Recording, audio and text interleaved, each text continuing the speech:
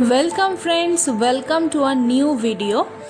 আজকে তো আমরা যোধপুর তো সফর করছি, তো সেখানে এর আগের দুটো ভিডিওতে তোমরা দুটো প্লেসকে দেখেছো। এখন যেটা আমরা যাচ্ছি সেটা হচ্ছে যশবন্ত সিং থাডা।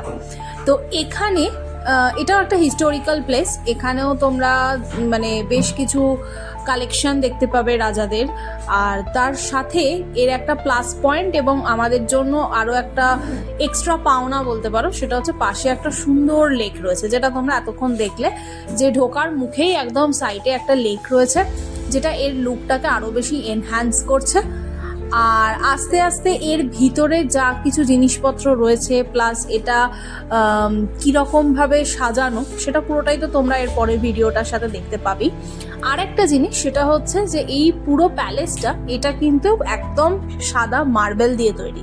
ঠিক যে মার্বেল দিয়ে তাজমহল তৈরি হয়েছে, সেই একই মার্বেল দিয়ে এই যশবন্ত সিং থাডা এটাও তৈরি হয়েছে। তো তাহলে আর বেশি কথা না বলে তোমরা দেখতে থাকো, আমরা ভিতরে এন্ট্রি নিচ্ছি আর বাইরের লুকটা চারপাশ থেকে সেটাও এনজয় করো।